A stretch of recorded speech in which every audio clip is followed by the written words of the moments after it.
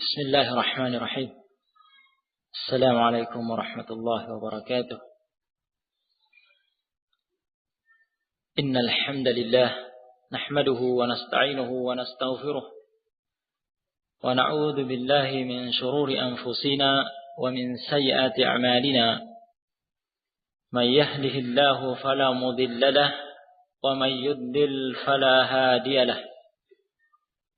أشهد أن لا إله إلا الله وحده لا شريك له وأشهد أن محمدا عبده ورسوله. يا أيها الذين آمنوا اتقوا الله حق تقاته ولا تموتن إلا وأنتم مسلمون. يا أيها الناس اتقوا ربكم الذي خلقكم من نفس واحدة وخلق منها زوجها وبث منهما رجالا كثيرا ونساء واتقوا الله الذي تساءلون به والأرحام إن الله كان عليكم رقيبا. يا أيها الذين آمنوا اتقوا الله وقولوا قولا سديدا يصلح لكم أعمالكم ويغفر لكم ذنوبكم ومن يطع الله ورسوله فقد فاز فوزا عظيما. أما بعد فإن أصدق الكلام كلام الله وخير الهدى هدى محمد صلى الله عليه وآله وسلم وشر الأمور محدثاتها وكل محدثة بدعة وكل بدعة ضلالة وكل ضلالة في النار. أيها الإخوة أعزني الله وإياكم جميعا.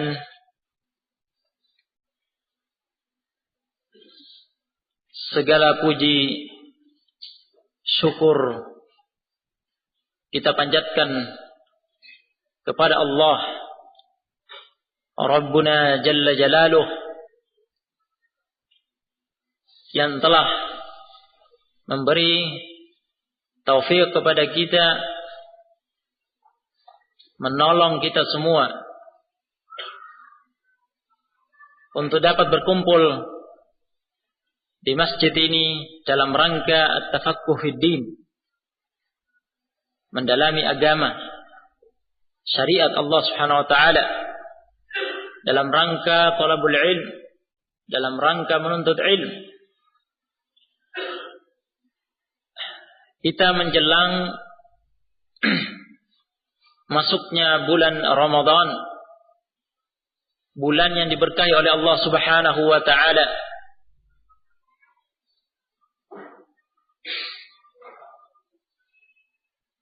Yang Allah Subhanahu wa taala menjanjikan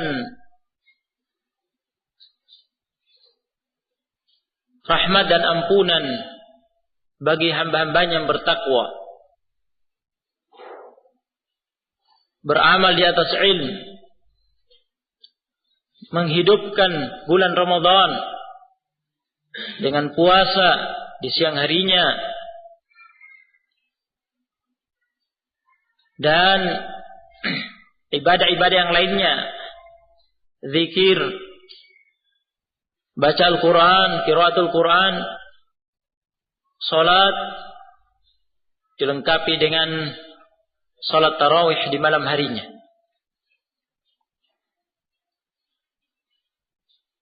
Dan ada satu malam yang dijanjikan yang merupakan malam Lailatul Qadar, malam kemuliaan yang hanya didapatkan di bulan Ramadan. Untuk itu kita sebagai seorang muslim yang beriman kepada Allah Subhanahu wa taala sudah semestinya menyiapkan diri untuk menyambut bulan Ramadan, agar kita memasuki bulan ini dalam keadaan telah siap dengan ilmu untuk beramal di bulan Ramadan, dengan ilmu yang telah kita miliki. Al-Imam Al-Bukhari rahimahullah yaqul Al-ilmu qabla al-qawli wal amal. Dalam kitab sahihnya, Sahih Al-Bukhari, menyebutkan satu bab, al-ilm qabla al-qawli wal amal. Ilmu itu dibutuhkan sebelum berbicara dan beramal.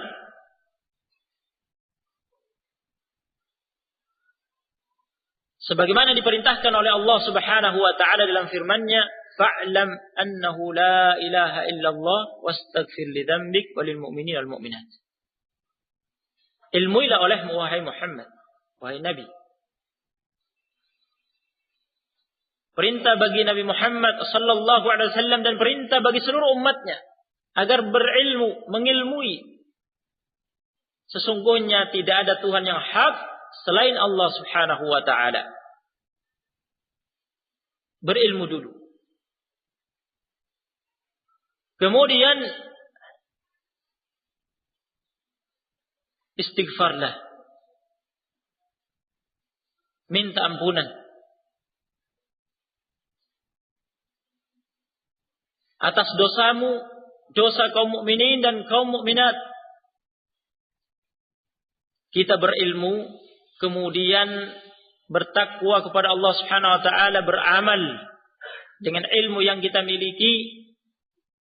Kemudian yang namanya amal, mungkin ada kekurangan-kekurangan, maka kita istighfar, memohon ampunan kepada Allah Subhanahu wa taala. Dengan ini insyaallah kita berharap akan meraih apa yang dijanjikan oleh Allah Subhanahu wa taala. Untuk itu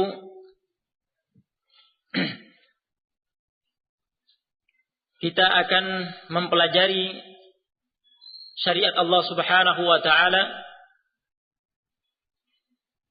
seputar puasa, apa-apa yang terkait dengan bulan Ramadan yang akan kita dapatkan insyaallah taala pada kajian yang akan kita laksanakan pada daurah ini, dan untuk membantu kita semua agar mudah mempelajari dan mengikuti, maka kita dalam hal ini akan membaca apa yang telah kami tulis sebagai syarah penjelasan terhadap kitab yang ditulis oleh Al-Imam Al-Allamah Abdurrahman bin Nasir As-Sa'di rahimahullah. Beliau adalah guru Syekh Al-Imam Al-Allamah Muhammad bin Shalih Al-Utsaimin rahimahullah.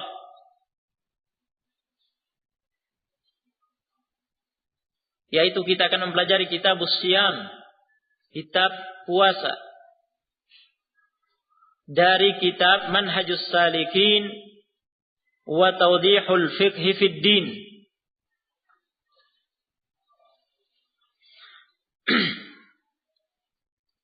Namun tentunya mengingat waktu kita terbatas, karena ini sifatnya daurah,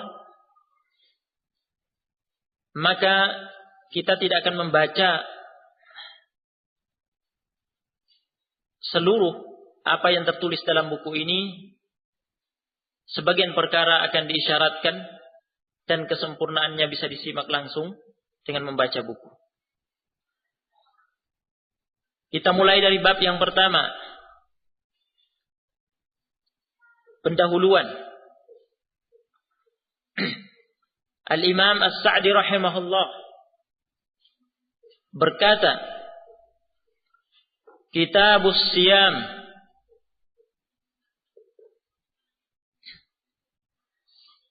Al-aslu fihi qawluhu ta'ala, ya ayyuhalladzina amanu kutiba alaikumus siyamu kama kutiba alal ladzina min qablikum. Al-ayat. Kitab as-siyam, kitab puasa. Dalil diwajibkannya ibadah puasa adalah firman Allah Azza wa Jal,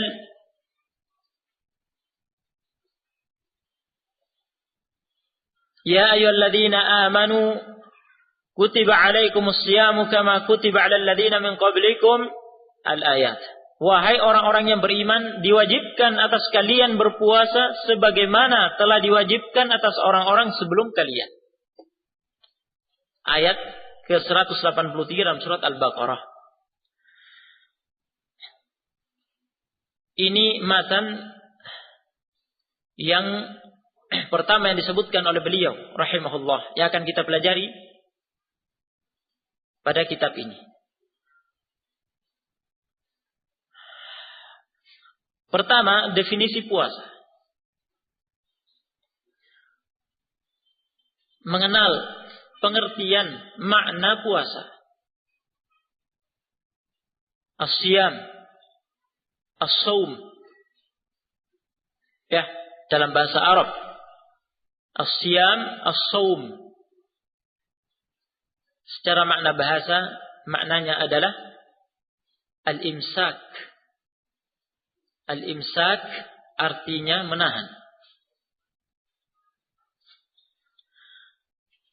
Adapun maknanya secara istilah syariat,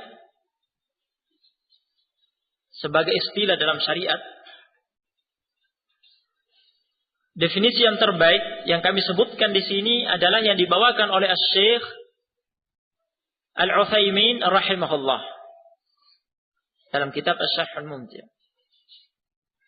Yang maknanya puasa adalah peribadahan kepada Allah Subhanahu wa ta'ala dengan cara menahan diri dari makan, minum, dan pembatal-pembatal puasa lainnya, mulai dari terbit fajar hingga terbenam matahari. At-ta'abbud lillahi subhanahu wa ta'ala bil imsak 'anil mufattirat, 'anil akl, asy-syurb, wa sa'iril mufattirat min tulu'il fajri ila ghurubis syams. Beribadah kepada Allah Subhanahu wa taala dengan cara menahan diri dari makan, minum, dan pembatal-pembatal puasa lainnya, mulai dari terbit fajar hingga terbenam matahari. Inilah yang dimaksud dengan puasa menurut syariat. Hukum dan kedudukan puasa Ramadan dalam Islam. Puasa Ramadan hukumnya fardu ain. Artinya wajib bagi setiap hamba Allah Subhanahu wa ta'ala yang memenuhi persyaratan wajibnya puasa Ramadan. Akan kita pelajari nanti apa saja syarat-syarat wajibnya puasa Ramadan. Jika syarat-syarat itu terpenuhi pada seseorang, dia terkena kewajiban berpuasa di bulan Ramadan. Dalil bahwa hukumnya fardu ain adalah nas Al-Quran dan As-Sunnah serta ijma' kesepakatan ulama. Dalil dari Al-Quran adalah ayat yang telah kita dengar disebutkan oleh As-Sa'di rahimahullah. Ayat 183 dalam surat Al-Baqarah. Ya ayyuhalladzina amanu kutiba alaikumus siyamu kama kutiba alal ladzina min qablikum la'allakum tattaqun.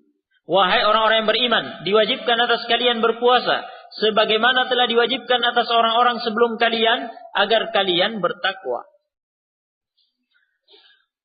Dalil dari As-Sunnah, Sunnah Nabi alaihi salatu wassalam, ada beberapa hadis yang menetapkan wajibnya puasa Ramadan. Di antaranya hadis Talha bin Ubaidillah radhiyallahu anhu mengenai kedatangan seorang Badui Arab menemui Rasulullah sallallahu alaihi wasallam bertanya tentang urusan-urusan agama. Dan di antara yang disebutkan pada hadis itu, faqala, kata Badui Arab tersebut, akhbirni ma faradallahu alayya minas siyam. Lalu orang Badui itu berkata, beritahu aku tentang apa yang Allah wajibkan atasku di antara ibadah puasa.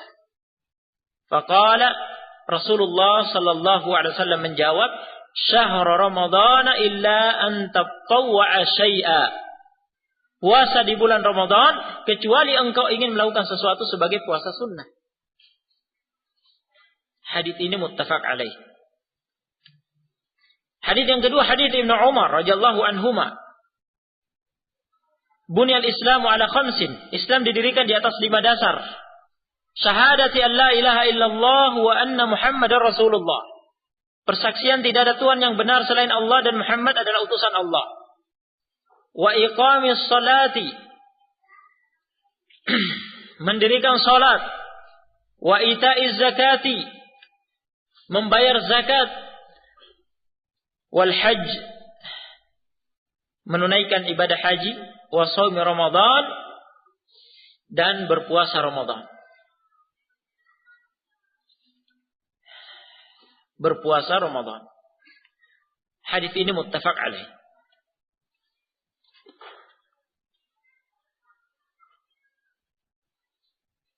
Alim ulama telah sepakat, terjadi ijma', kesepakatan di antara mereka mengenai wajibnya puasa Ramadan sebagaimana telah dinukil oleh banyak ulama.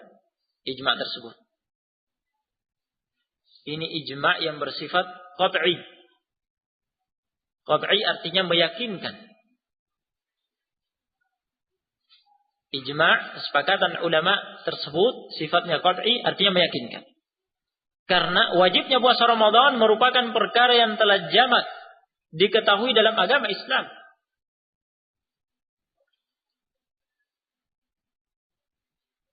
Ya. Kedudukan puasa Ramadan dalam Islam telah dikenal sebagai salah satu dari 5 rukun Islam. Sebagai telah disebutkan tadi pada hadis Ibnu Umar radhiyallahu anhuma. Salah satu dari 5 rukun Islam itu adalah puasa Ramadan. Juga pada hadis Jibril alaihissalam, yakni hadis yang meriwayatkan tentang kedatangan Jibril alaihissalam dengan sosok seorang lelaki yang datang bertanya kepada Rasulullah sallallahu alaihi wasallam tentang Islam, iman dan ihsan. Dan pada keterangan jawaban Nabi SAW tentang Islam disebutkan puasa Ramadan. Jadi kedudukan puasa Ramadan dalam Islam sangat tinggi. Salah satu dari 5 rukun Islam. Untuk itu kami sebutkan masalah mengenai hukum orang yang mengingkari wajibnya puasa Ramadan. Hukum orang yang mengingkari wajibnya puasa Ramadan. Bahwa yang mengingkari wajibnya puasa Ramadan sedangkan ia seorang yang hidup di tengah-tengah kaum muslimin, hukumnya kafir. Jika ditemukan ada seorang yang mengingkari wajibnya puasa Ramadan sedangkan ia hidup di tengah-tengah kaum muslimin, ia kafir. Ya. Karena orang tersebut telah lama berislam dan dia telah hidup dalam komunitas muslim. Artinya ia pasti mengetahui hukum wajibnya berpuasa Ramadan. Jika ia mengingkari, tidak ada udzur, ya, tidak ada alasan baginya untuk dikafirkan. Adapun orang yang meninggalkan puasa karena sikap menyepelekan, bukan karena mengingkari wajibnya. Ya, dia meninggalkan puasa Ramadan karena sikap menyepelekan bukan karena mengingkari wajibnya. Artinya dia berkeyakinan puasa Ramadan wajib. Namun dia bermalas-malasan, menyepelekan, tidak berpuasa. Dengan keyakinan bahwa sebenarnya wajib atas dirinya berpuasa. Ini diperselisihkan oleh ulama. Ada yang mengkafirkan dan ada yang tidak mengkafirkan. Ya, tetapi menghukuminya fasik. Ya. Yang benar dalam hal ini, orang tersebut tidak kafir. Yang benar tidak kafir. Dia hanya fasik. Ya, ini fatwa Al-Utsaimin rahimahullah. Kami nukil juga ini fatwa guru besar kami Al-Imam Muqbil Al-Wadi'i. Dan juga fatwa Al-Lajna Ad-Daimah lil Buhuth Al-Ilmiyah wal Ifta. Lembaga tetap untuk penelitian ilmiah dan fatwa Kerajaan Arab Saudi yang diketuai oleh Al-Imam Ibnu Baz. Al-Imam Ibnu Baz yang juga Al-Imam Ibnu Baz ini adalah gurunya Syekh Al-Utsaimin dan gurunya Syekh Muqbil rahimahumullahu jami'an.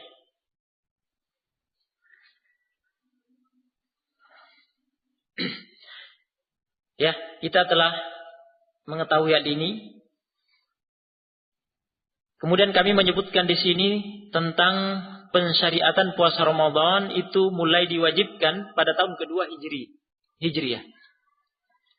Puasa Ramadan mulai diwajibkan pada tahun kedua Hijriah. Tahun kedua Hijriah. Tahun kedua keberadaan Rasulullah sallallahu alaihi wasallam di kota Madinah. Jadi kalau kita hitung Rasulullah sallallahu alaihi wasallam wafat pada bulan Rabiul Awal tahun ke-11 Hijriah. Ya, berarti mulai dari tahun kedua Hijriah sampai ya terakhir Rasulullah SAW menjalani puasa Ramadan tahun 10 Hijriah. Berarti beliau berkesempatan alaihi salatu wassalam berkesempatan menjalankan berapa kali puasa Ramadan? 9 kali puasa Ramadan. Ya, tahun ke-11 Hijriah sudah tidak mendapatkannya karena meninggal pada bulan Rabiul Awal. Kami lengkapi pembahasan ini dengan memaparkan fase-fase pensyariatan puasa Ramadan. Ini menunjukkan kepada kita bahwa Allah Subhanahu wa taala Maha bijak di dalam menetapkan syariat. Pensyariatan puasa Ramadan sampai pada syariat yang kita kenal sekarang ini itu melalui beberapa fase. Fase yang pertama berdasarkan firman Allah Subhanahu wa taala dalam Al-Baqarah, surat Al-Baqarah ayat 184. Faman kana minkum maridan aw ala safarin fa'iddatun min ayamin ukhar. Barang siapa di antara kalian, ya, maka dari itu barang siapa di antara kalian sedang sakit atau dalam safar, yakni perjalanan keluar daerah, lalu ia berbuka, fa'iddatun min ayamin ukhar. Hendaklah ia berpuasa sebanyak hari yang ditinggalkan itu pada hari-hari yang lain di luar Ramadan. Wa 'alal ladzina yutiqunahu fidyatun ta'amu miskin. Bagi orang-orang yang mampu menjalankan puasa. Perhatikan. Bagi orang-orang yang mampu menjalankan puasa. Terdapat pilihan ketika itu. Pada fase pertama ini. Masih ada pilihan. Untuk membayar fidyah berupa memberi makan seorang fakir miskin. Faman tatawwa'a khairan fahuwa khairun lah. Barang siapa yang dengan kerelaan hati mengerjakan kebaikan, hal itu, yakni pembayaran fidyah, merupakan kebaikan baginya. Wa antasumu khairul lakum. Dan berpuasa lebih baik bagi kalian jika kalian mengetahui. Wa antasumu khairul lakum in kuntum ta'lamun. Ya, dan berpuasa lebih baik bagi kalian jika kalian mengetahui.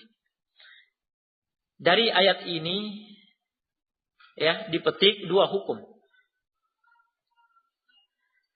Yang pertama, terdapat rukhsah, keringanan bagi orang sakit dan yang berada dalam safar, ini perjalanan keluar daerah tempat tinggal, untuk berpuasa, untuk berbuka, yakni tidak berpuasa.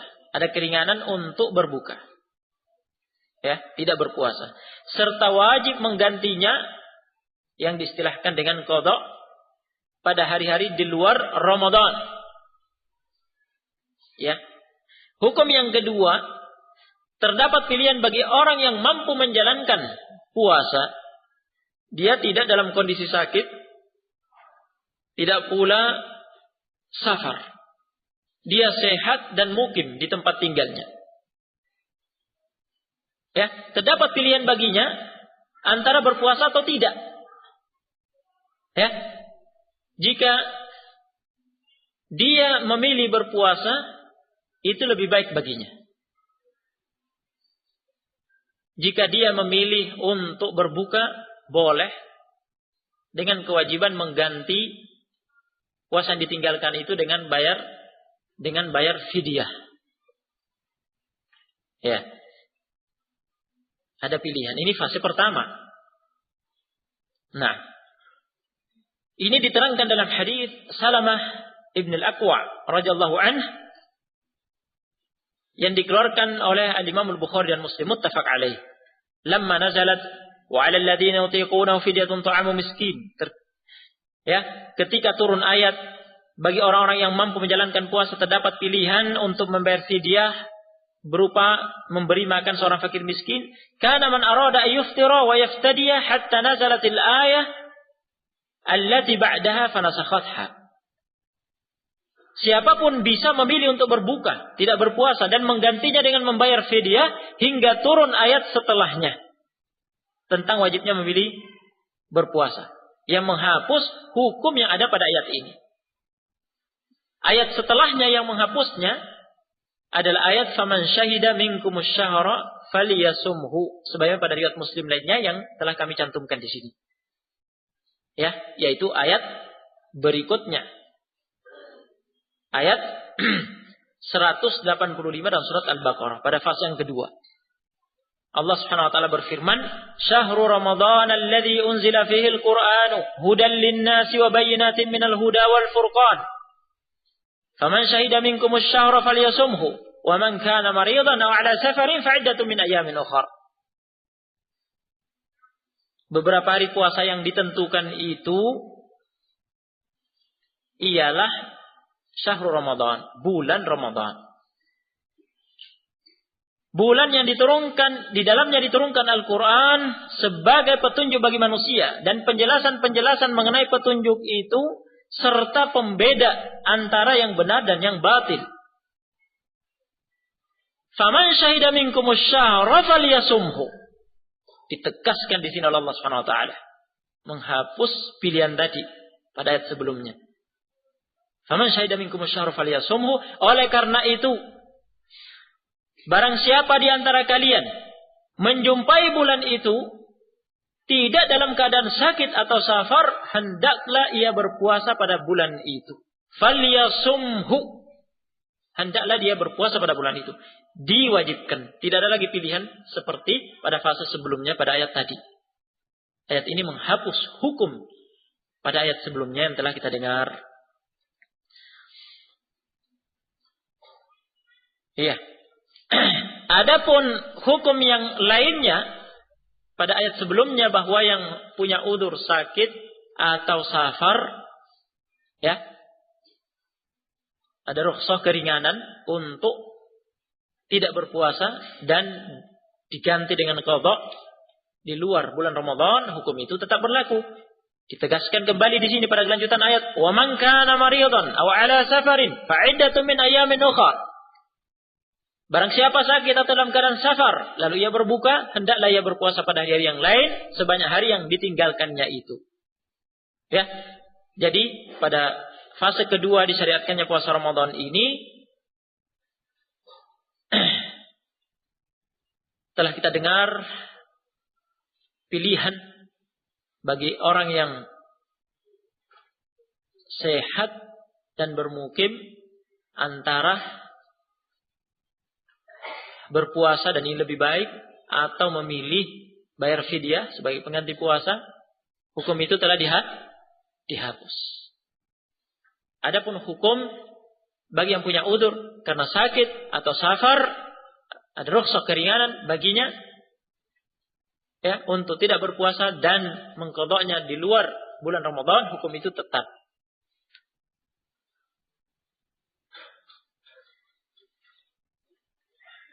Namun pada fase ini ya ada satu hukum yang berlaku ketika itu, kemudian hukum itu juga dihapus pada fase yang ketiga. Yaitu hukum yang pertama yang kami sebutkan di sini, ya. Bagian A diwajibkan, ya, halaman 8 ya. Bagian A diwajibkan berpuasa Ramadan bagi orang yang sehat dan bermukim. Tanpa ada pilihan lagi seperti semula, karena hal itu telah dihapuskan. Ya, telah kita dengar tadi.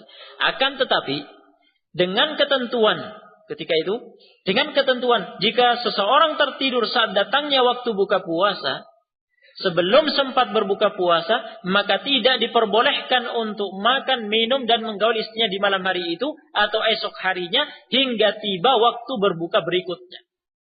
Jadi kalau terlanjur tertidur, belum sempat berbuka, dia harus meneruskan sampai maghrib esoknya.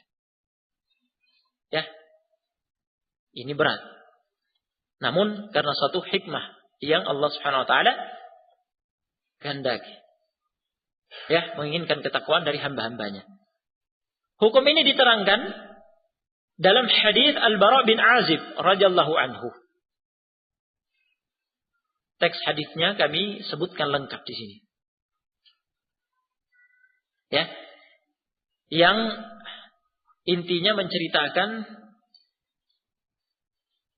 hukum tersebut, bahwa para sahabat Muhammad sallallahu alaihi wasallam, jika seseorang dari mereka berpuasa, ya, kemudian datang waktu berbuka,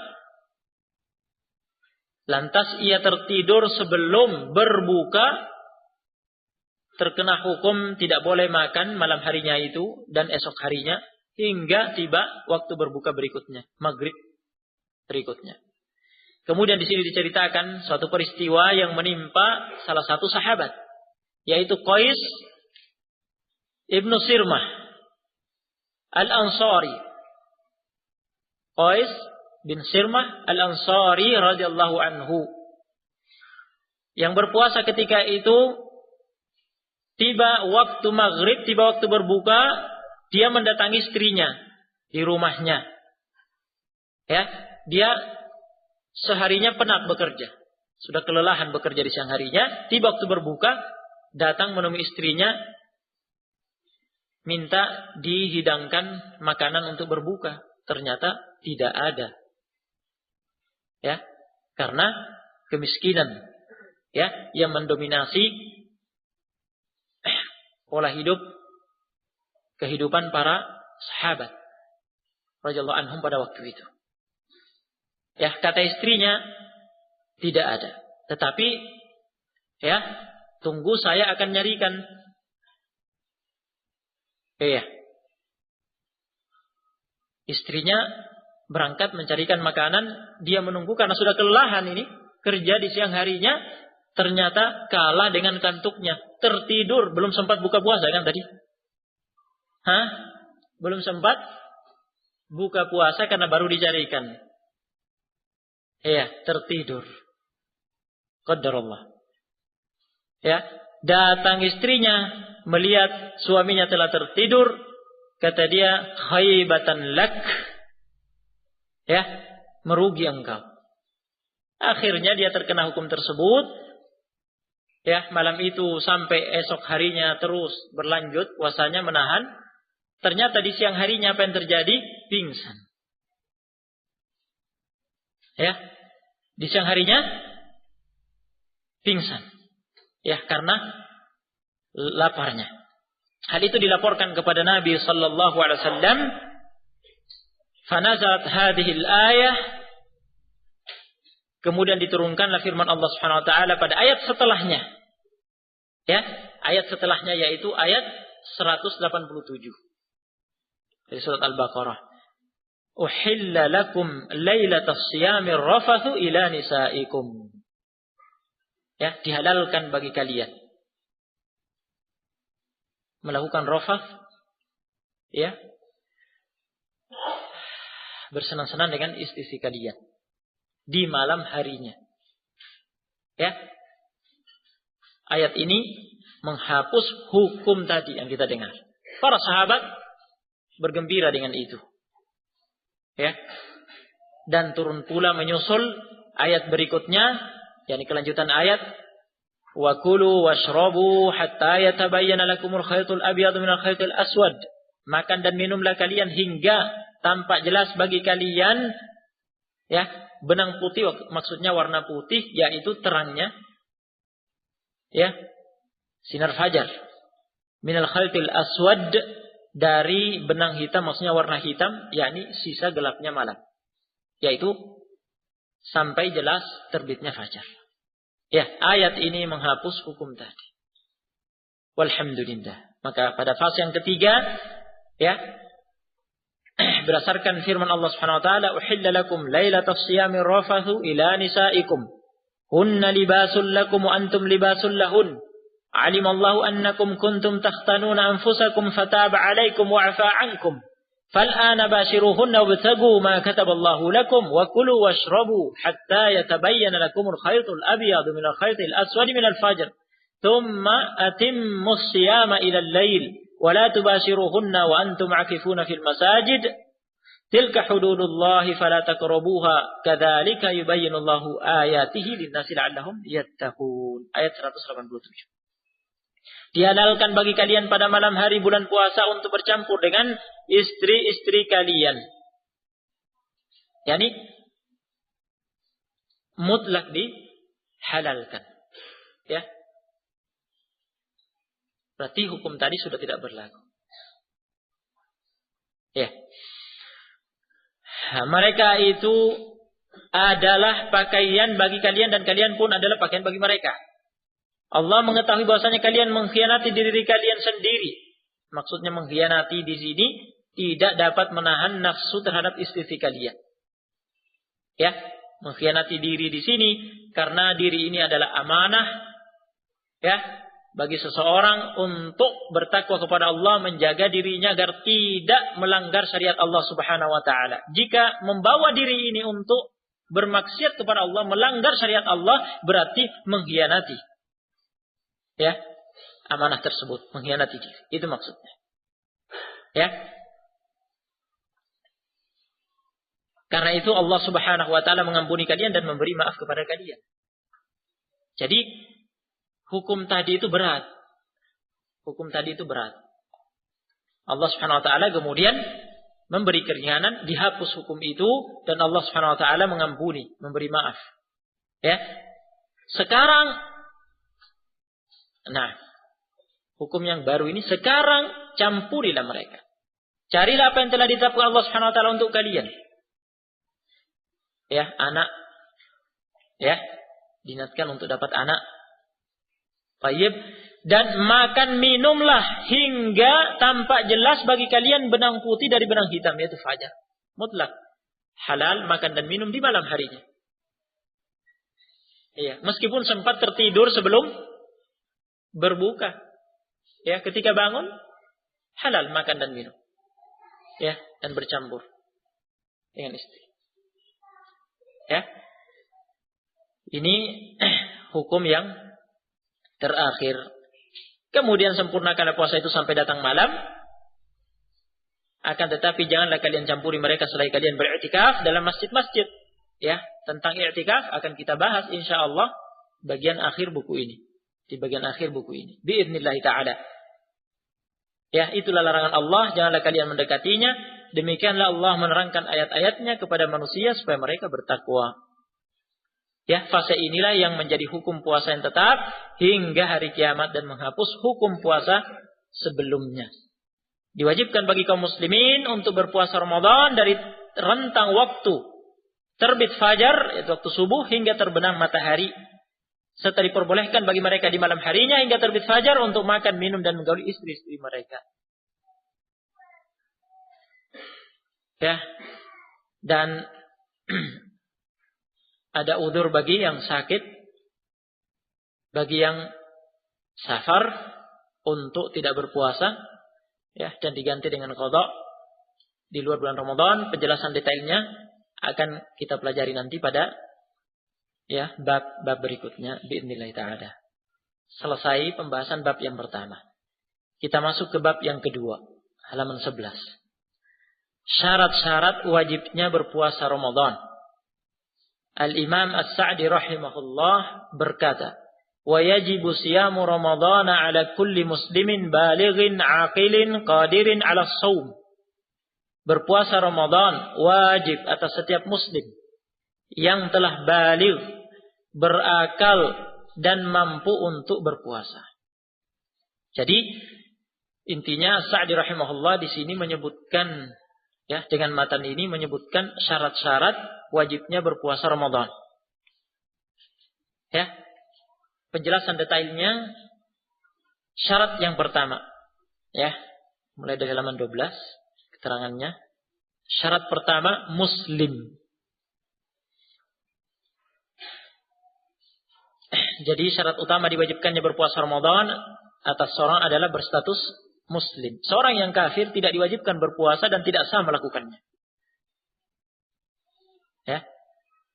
Jika ia masuk Islam, ia tidak diperintahkan untuk melakukan qada puasa yang ditinggalkan selama dia kafir. Nah, namun perlu kita ketahui di sini bahwa orang-orang kafir itu yang meninggal di atas kekufuran, mereka akan diazab, disiksa oleh Allah Subhanahu wa taala dalam neraka karena kekufuran mereka, dan semakin dilipat gandakan azab atas mereka dikarenakan mereka tidak melaksanakan kewajiban-kewajiban syariat. Akan semakin dilipat gandakan azab mereka, siksa mereka dikarenakan tidak sholat, tidak berpuasa dan seterusnya. Jadi mereka diazab bukan hanya dikarenakan kekufuran mereka. Ya, diazab karena kekufuran mereka itu sebab utamanya. Namun karena mereka tidak sholat, tidak puasa dan seterusnya yang diwajibkan dalam syariat ini, azab atas mereka semakin dahsyat, semakin dilipat gandakan karena meninggalkan kewajiban-kewajiban itu. Namun mereka jika dalam keadaan kafir, sholat, berpuasa tidak akan sah, harus masuk Islam dulu.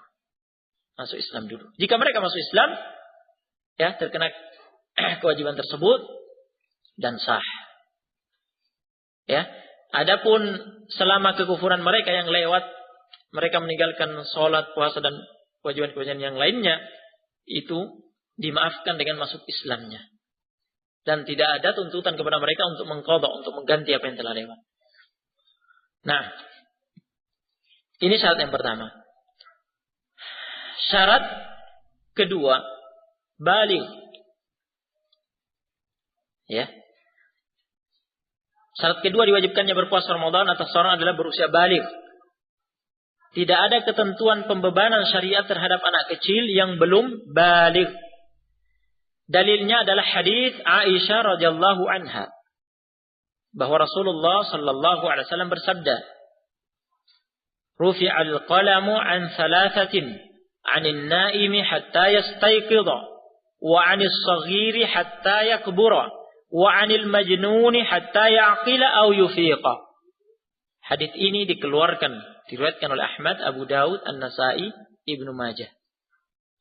Ya, dinyatakan sahih oleh Al-Hakim dan dinyatakan sahih oleh Al-Imam Al-Muhaddits Al-Albani rahimahullah rahimal jami'. Hadis ini sahih. Rufi'al qalamu an thalathatin, pena pencatat amalan diangkat dari 3 golongan. Anin naimi hatta yastayqidha, dari orang yang tidur hingga dia terbangun. Wa anis saghiri hatta yakbura, dari anak kecil hingga dia dewasa balik. Ini yang menjadi dalil permasalahan kita. Anak kecil hingga dia dewasa balik. Wa anil majnuni hatta ya'qila aw yufiqa, dari orang gila hingga ia berakal, sadar. Ya, sadar kembali. Baik. Apa yang kita dengar berdasarkan hadis Aisyah ini, bahwa anak kecil yang belum balik tidak terkena kewajiban berpuasa Ramadan, ini adalah pendapat jumhur, mayoritas ulama. Ini yang benar. Ya, ada sebagian pendapat ya yang mengatakan bahwa anak yang telah genap usia 7 tahun serta memahami maksud pembicaraan dan mampu menjawab, ya, yang dikenal dengan istilah mumayyiz. Anak yang mumayyiz terkena kewajiban berpuasa Ramadan. Ada pendapat seperti itu. Namun pendapat ini lemah. Yang benar, ya, anak yang mumayyiz tidak terkena kewajiban puasa Ramadan sampai dia balik dewasa, ya. Kalau begitu, kita penting mengetahui ya usia balik pada seorang anak, bagaimana mengetahuinya? Ya. Nah, di sini disebutkan usia balik pada seorang anak bisa diketahui dengan melihat salah satu dari tanda-tanda berikut. Yang pertama, berusia genap 15 tahun. Menurut hitungan tahun Hijriyah. Perhatikan. Hukum ini mengingatkan kita pentingnya mengetahui hitungan tahun Hijriyah. Ya. Jangan sampai hanya mengikuti kalender Masehi. Ya, anaknya lahir, ya, aktenya kalender Masehi kan. Nah, kemudian lupa mencatat ya tanggal, bulan dan tahun lahirnya berdasarkan kalender Hijriyah. Nah, hukum-hukum syariat kita yang terkait dengan hitungan waktu itu patokannya adalah tahun Hijriyah. Ya. Ini yang ada dalam syariat Islam. Nah, hitungan Masehi lebih panjang atau lebih pendek daripada Hijriyah? Hah? Lebih panjang atau lebih pendek? Masehi lebih panjang. Nah, berarti boleh jadi anak itu sudah berusia 15 tahun menurut hitungan Hijriyah, tetapi menurut hitungan Masehi belum, kan begitu? Hah? Nah, jangan sampai lewat karena tahunya cuma hitungan Masehinya, ya, jadi lewat. Padahal dia sudah genap 15 tahun sebelumnya. Nah, ini sekadar peringatan agar kita perhatikan. Tanda yang kedua, tumbuh rambut di sekitar kemaluan. Ya, meskipun usianya belum genap 15 tahun. Jadi meskipun usia anak itu belum genap 15 tahun, namun telah tumbuh rambut kemaluannya, ya, yang ciri-cirinya kasar, ya, berarti dia sudah baligh. Ya. Dua tanda ini menurut pendapat yang rajih. Pada dua tanda tersebut terdapat perbedaan pendapat di antara ulama. Namun ada hadis-hadis yang menunjukkannya. Sehingga ini yang benar. Ya, keterangannya, penjelasannya, ya, tidak memungkinkan pada majelis ini. Yang ketiga, keluar air mani karena syahwat, meskipun usianya belum 15 tahun. Baik keluar karena mimpi basah maupun dalam keadaan terjaga. Jika itu keluar, berarti dia telah baligh. Meskipun usianya belum 15 tahun. Adapun ini, tanda ini ijma'. Tanda ini ijma' disepakati oleh ulama. Ya. Ya, berdasarkan Al-Quran dan As-Sunnah. Yang keempat, mengalami haid. Meskipun belum berusia 15 tahun. Dan tanda ini khusus pada anak perempuan. Jadi, jika anak perempuan itu telah haid, meskipun usianya belum 15 tahun, berarti dia sudah baligh. Ya, kesimpulannya, pada anak laki-laki berapa tanda? Berapa tanda ya ikhwan? 3 tanda. Apakah 3 tanda itu semuanya harus berkumpul? Jawabannya tidak. Salah satu dari 3 tanda itu muncul, berarti sudah baligh. Pada anak perempuan berapa tanda? Ada tambahan 1, yaitu keluarnya darah haid. Nah, syarat yang ketiga berakal. Syarat ketiga diwajibkannya berpuasa Ramadan atas seorang adalah berakal.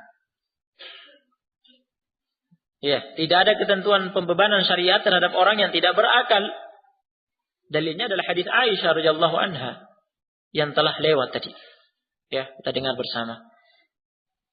Ya, salah satu dari 3 jenis orang, dari 3 golongan orang yang diangkat pena pencatat amal, ya, pembebanan syariat darinya adalah yang terganggu akalnya, ya, gila hingga ia kembali berakal, waras, ya, kembali sadar, ya.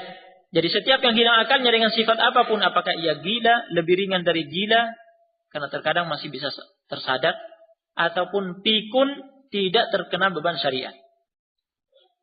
Ya, orang tua yang sudah pikun tergolong orang yang tidak berakal, tidak terkena beban syariat. Ya. Disebutkan di sini bahwa menurut pendapat yang benar, apabila orang gila itu kembali waras, maka tidak diwajibkan atasnya untuk melakukan qada atas kewajiban-kewajiban ibadah yang telah ditinggalkannya selama hilang akalnya. Nah, 2 syarat yang telah kita dengar, yaitu syarat baligh dan berakal, ini merupakan persyaratan bagi mukallaf, bagi seorang mukallaf. Ya. Orang yang terkena beban syariat. Istilah mukallaf maknanya orang yang terkena beban syariat. Ya. Jadi mukallaf itu artinya apa? Mukallaf artinya orang yang sudah baligh dan berakal, yang telah terkena beban syariat. Syarat yang keempat, mampu. Syarat keempat diwajibkannya berpuasa Ramadan atas seseorang adalah memiliki kemampuan. Ya, yang tidak mampu dia tidak terkena pembebanan syariat. Ya. Dalilnya adalah firman Allah Subhanahu wa taala, la yukallifullahu nafsan illa wus'aha. Allah tidak membebani seseorang melainkan sesuai dengan kemampuannya. Dan ayat-ayat yang semakna dengan ini. Terkait dengan masalah ketidakmampuan seseorang yang menjadi udzur baginya untuk tidak berpuasa, perhatikan, terkait dengan ketidakmampuan seseorang yang menjadi udzur untuk tidak berpuasa, ya, kata Ibnu Utsaimin rahimahullah dalam kitab Asy-Syarhul Mumti', menurut penelitian dan pengamatan terbagi menjadi 2 jenis. Terbagi menjadi 2 jenis. Yang pertama, jenis ketidakmampuan yang bersifat tidak tetap karena sakit yang masih berkemungkinan sembuh. Ketidakmampuannya bersifat tidak tetap. Karena apa? Karena sakit yang masih berkemungkinan sembuh. Ya. Nah, jenis ini mendapatkan rukhsah keringanan untuk tidak berpuasa selama udzur berlangsung dan berkewajiban menggantinya dengan qada puasa di luar Ramadan. Ya, masalah ini akan dibahas secara detail pada babnya nanti, insyaallah. Yang kedua, ketidakmampuan yang bersifat tetap karena usia lanjut atau sakit yang tidak berkemungkinan sembuh. Usia lanjut yang dimaksud di sini, ya, perhatikan pada catatan kaki kami terangkan. Ketuaan yang dimaksud adalah yang belum mengalami pikun. Ya, sehingga dia masih mukallaf yang tetap terkena beban syariat selama dia mampu.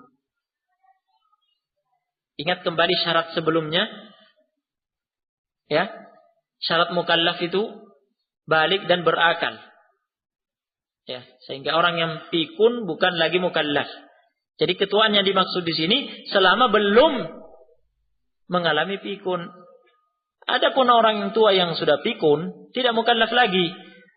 Ya, dia tidak terkena lagi beban syariat secara keseluruhan. Ya, selain puasa, sholat dan yang lainnya. Ya. Tidak wajib lagi karena sudah pikun. Nah. Yang kedua, sakit yang tidak berkemungkinan sembuh. Apa maksudnya sakit yang tidak berkemungkinan sembuh? Ya, pada catatan kami terangkan, yakni berdasarkan diagnosis pakar medis yang ahli di bidangnya dan terpercaya. Atau berdasarkan kebiasaan yang terjadi. Jadi, vonis bahwa penyakit yang diderita seorang itu tidak berkemungkinan sembuh, ya, berdasarkan apa yang pertama? Diagnosis pakar medis yang ahli di bidangnya dan terpercaya. Amanah. Memvonisnya demikian. Ini tidak ada harapan sembuh. Ya. Atau berdasarkan kebiasaan yang terjadi. Ada penyakit-penyakit tertentu menurut kebiasaan yang terjadi, ya, memang tidak diharapkan sembuh. Nah, berarti tergolong ketidakmampuan yang bersifat tetap. Nah, jenis ini bagaimana hukumnya? Jenis ini mendapat rukhsah, mendapat keringanan untuk tidak berpuasa dan berkewajiban menggantinya dengan membayar fidyah, memberi makan fakir miskin. Ya. Jadi beda kan hukum golongan yang pertama dengan golongan yang kedua. Ya, golongan yang pertama yang ketidakmampuannya bersifat tidak tetap karena sakitnya masih berkemungkinan sembuh. Satu saat sembuh biidznillah taala. Ya, ada rukhsah keringanan untuk tidak berpuasa selama udzurnya berlangsung. Kewajibannya setelah sembuh nanti di luar bulan Ramadan mengqadha, menggantinya dengan qadha puasa. Adapun yang kedua, karena ketidakmampuannya bersifat tetap, ya, usia sudah lanjut, sudah tidak mampu berpuasa sama sekali, atau tersiksa dengan puasa. Ya, jika dipaksakan bisa, tapi tersiksa. Menurut, ya, aturan syariat itu sudah dianggap tidak mampu. Ya, karena usia yang lanjut. Tetapi belum sampai pada tingkat apa? Pikun. Ya, dia masih mukallaf. Ya, tidak diharapkan lagi kembali muda kan? Jadi kewajibannya adalah bayar fidyah, pengganti puasa. Ya, begitu pula sakit yang tidak berkemungkinan sembuh, hukumnya sama. Barakallahu fikum. Syarat yang kelima, mukim.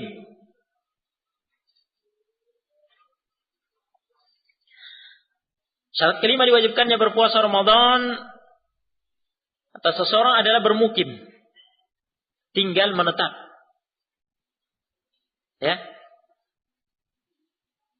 Berdasarkan ini, seseorang yang melakukan safar, perjalanan keluar daerah tempat tinggal di bulan Ramadan mendapat rukhsah keringanan untuk tidak berpuasa.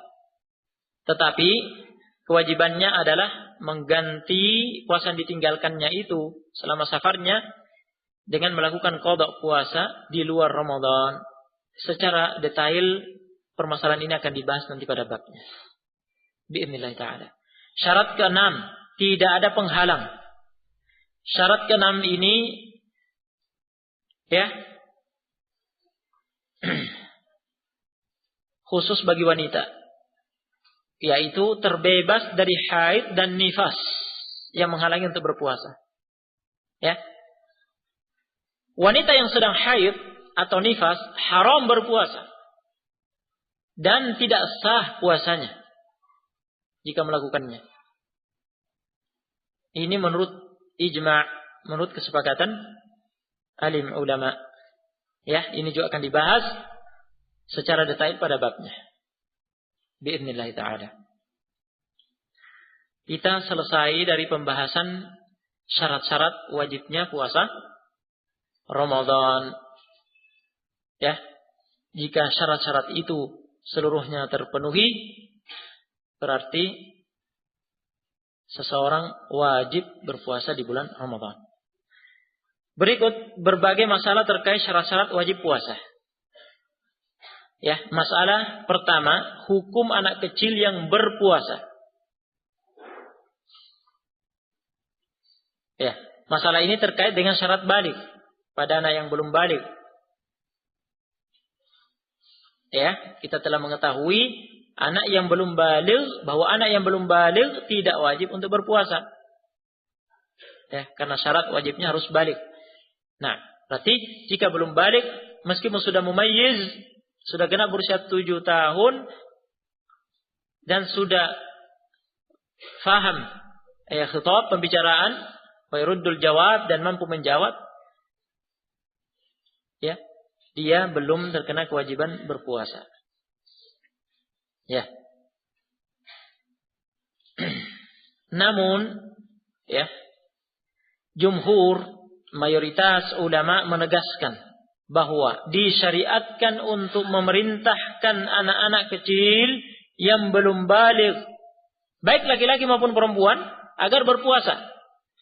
Tujuannya sebagai latihan bagi mereka supaya terbiasa berpuasa sejak kecil.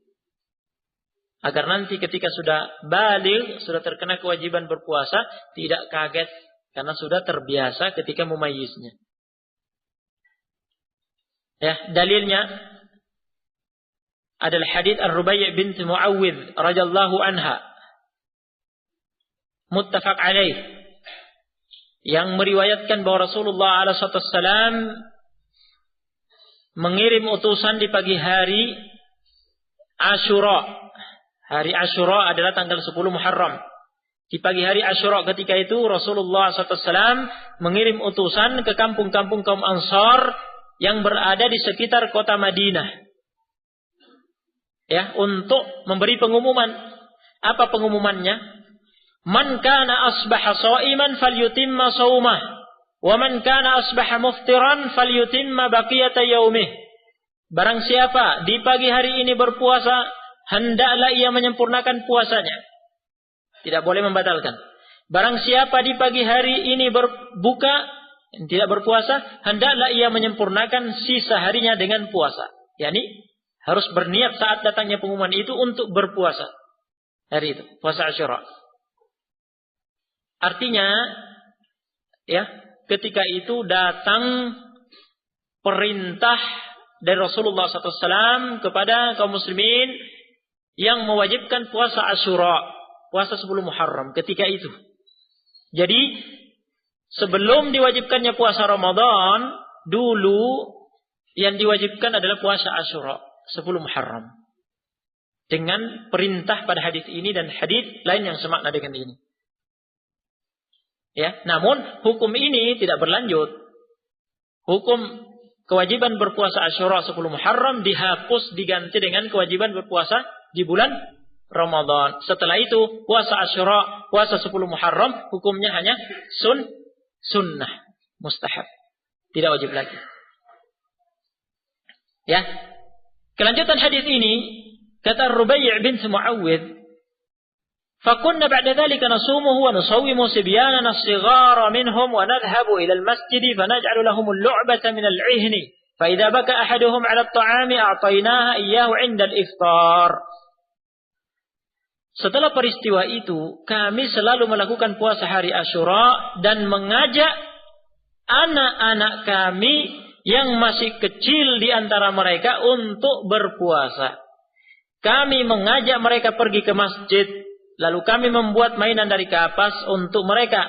Apabila salah seorang dari mereka menangis meminta makanan, kami memberi mainan itu kepadanya hingga tiba waktu berbuka. Jadi untuk mengatasi ya anak-anak yang menangis karena sudah kelaparan, ya disibukkan dengan apa?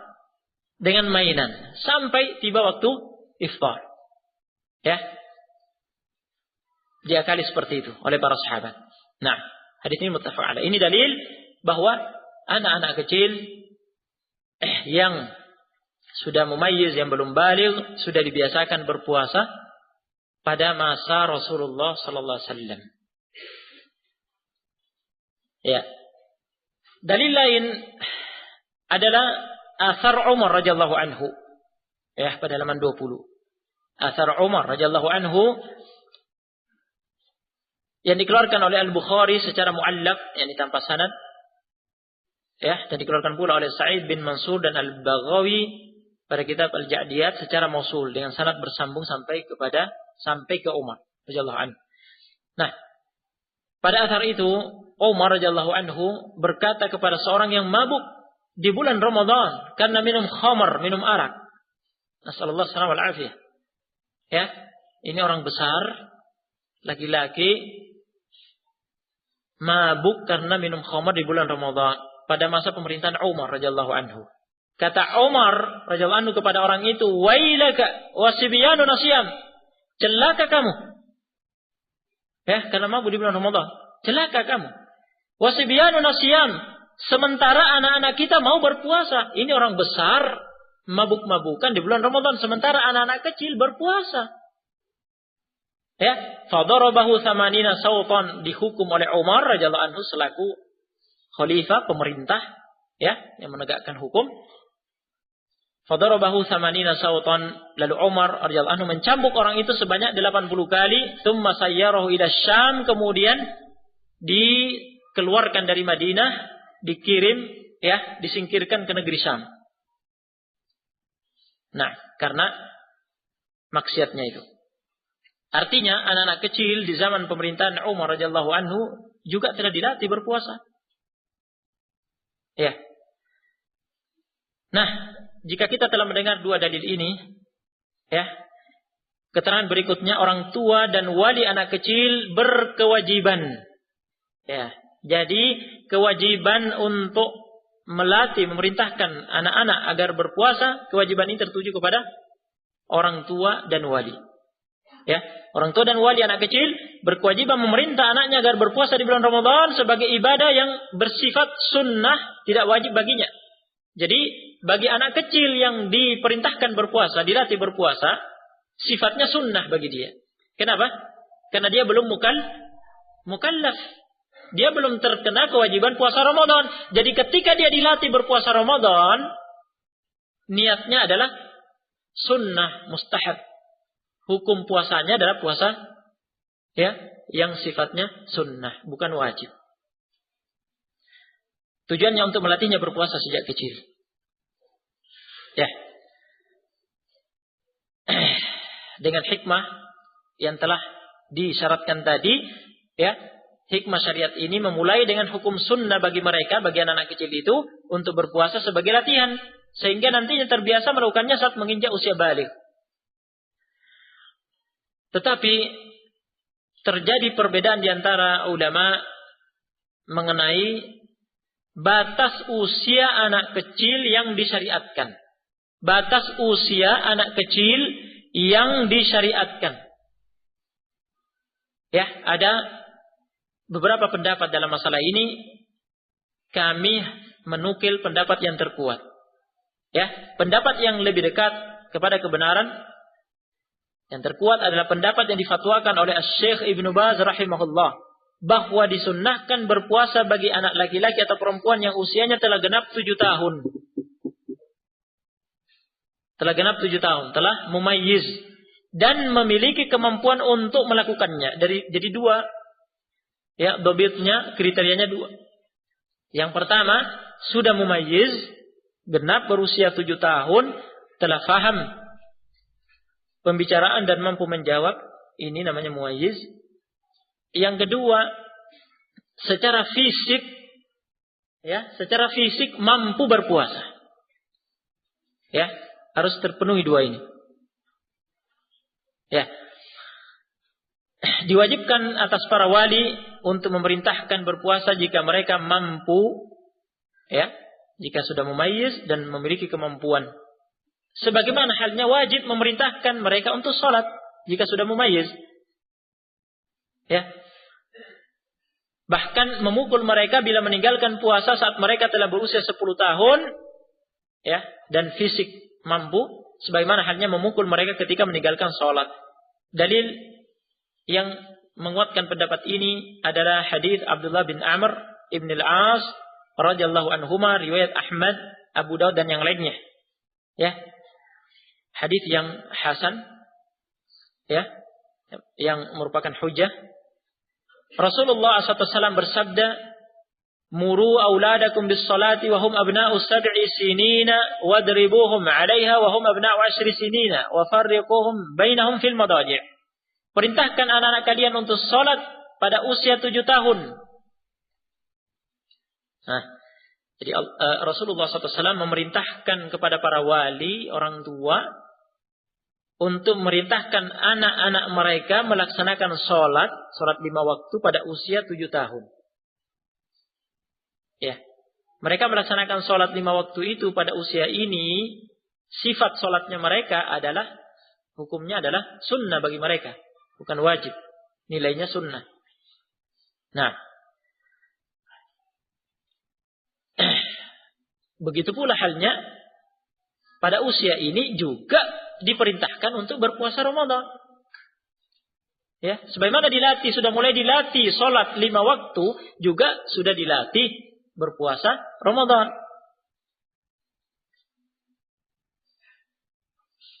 Kelanjutan hadisnya, pukullah mereka karena meninggalkannya pada usia 10 tahun. Pada usia 10 tahun meninggalkan salat 5 waktu, meninggalkan puasa Ramadan, ya, dipukul. Ya. Sebagai takdib, ya. Pelajaran, mendidik dia. Ya, pukulan ini tentunya bukan pukulan yang melukai, yang mematahkan tulang, bukan pula pukulan yang mencacati.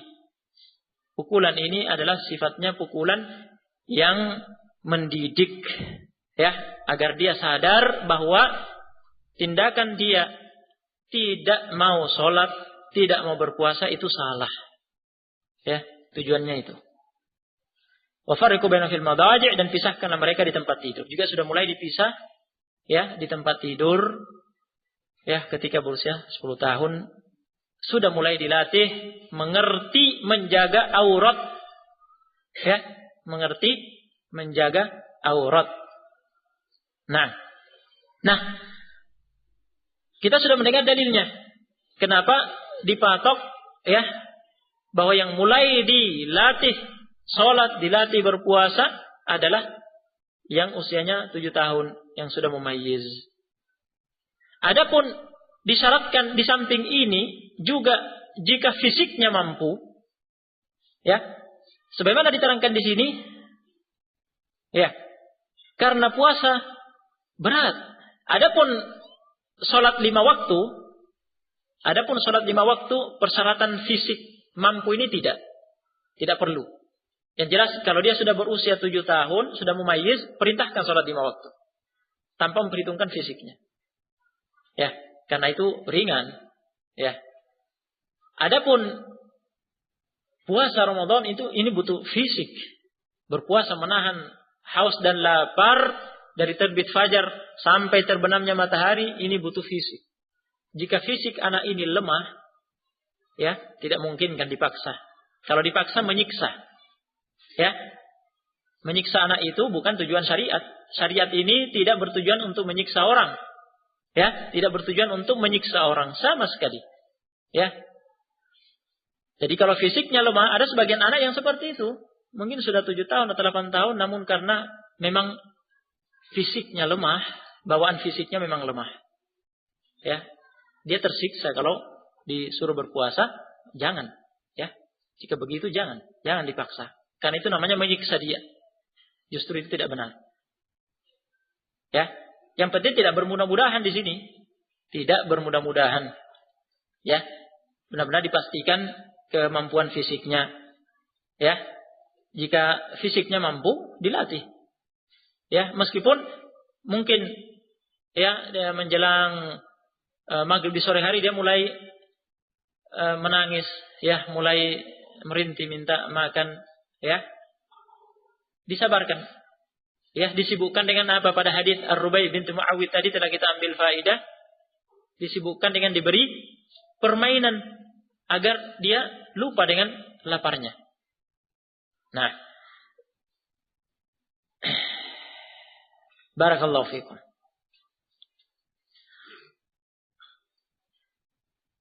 Masalah kedua yang kami sebutkan di sini pada halaman 21, hukum berpuasa bagi seorang kafir yang baru masuk Islam, seorang anak yang baru baligh, dan seorang gila yang kembali sadar di siang hari Ramadan. Jika ada peristiwa, ya, ada orang kafir masuk Islam di siang hari bulan Ramadan. Ya, ada anak yang baru baligh di siang hari bulan Ramadan. Dia belum baligh, ya, usianya belum genap 15 tahun. Baru 14 tahun berjalan menuju 15 misalnya. Ya. Belum ada tanda-tanda balik yang lainnya yang telah kita pelajari. Anak ini tidur siang, asyik tidur, bangun tiba-tiba mimpi. Mimpi basah. Bangun, ya, basah. Ya, pakaiannya. Keluar air maninya. Berarti apa? Baligh. Siang hari bulan Ramadan. Apa yang dia lakukan? Nah, ini yang akan kita bahas. Orang gila kembali sadar di siang hari bulan Ramadan, dia sembuh. Ya.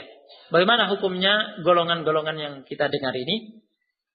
Jawabannya yang benar dalam hal ini adalah mereka berkewajiban untuk berpuasa saat itu juga. Jadi saat itu juga orang kafir yang baru masuk Islam ini saat itu juga berniat berpuasa. Anak kecil yang baru balik saat itu juga berniat berpuasa. Orang gila yang kembali sadar saat itu juga berniat berpuasa.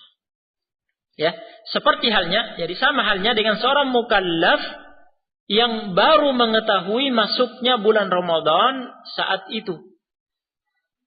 Ya, dia terlambat mendengar berita, misalnya pengumuman, ya, dari pemerintah bahwa hari ini telah masuk Ramadan. Dia mendengar pengumuman itu, berita itu di siang hari. Ya. Jadi sejak malamnya dia tidak berniat karena belum tahu. Siang hari baru dapat berita. Ya, ini mungkin terjadi di daerah pelosok, ya. Nah, daerah pelosok yang mungkin tidak ada, ya, jaringan sampai ke sana. Ya, tidak ada sinyal sampai ke sana, jadi ya, sulit sampainya berita ke sana. Nah, ketika sampai berita kepadanya, ya, jam 10 misalnya atau jam 11 atau zuhur, dia mendengar berita, oh ternyata hari ini sudah tanggal 1 Ramadan. Maka saat itu juga dia wajib berniat berpuasa Ramadan. Nah, dalil bahwa mereka wajib berpuasa saat itu juga adalah hadis Ar-Rubai binti Muawwidh yang telah lewat disebutkan tadi. Nabi SAW mengirim petugas mengumumkan kepada kaum muslimin di kampung-kampung Ansar pada tanggal berapa itu? 10 Muharram, ketika itu Asyura, yang mewajibkan seluruh kaum muslimin hari itu untuk berpuasa. Yang memang sudah berniat berpuasa sejak malam harinya wajib, ya, menyempurnakan puasanya, tidak boleh dibatalkan. Yang sejak malam harinya tidak berniat berpuasa, ketika datang pengumuman itu wajib berniat berpuasa saat itu. Nah, ini yang menjadi dalil. Sudah kita dengar tadi bahwa ketika itu Dengan datangnya pengumuman itu, perintah itu, puasa Asyura 10 Muharram ketika itu diwajibkan. Dan sudah kita dengar hadisnya bahwa yang hari itu, siang harinya, tidak berniat sama sekali berpuasa, ketika datang berita tersebut yang memerintahkan, mewajibkan berpuasa, harus apa? Harus berpuasa. Dipetik hukum dari sini, ya. Jika seseorang terlambat mendengar berita masuknya Ramadan, dia mendengarnya di siang hari, saat itu juga dia wajib berniat berpuasa. Ya. Begitu pula halnya golongan-golongan yang telah kita dengar. Ya. Dia menjadi mukallaf, ya, di siang hari. Baru masuk Islam di siang hari, baru balik di siang hari. Ya, baru sembuh dari gilanya di siang hari. Saat itu wajib berniat berpuasa. Ya.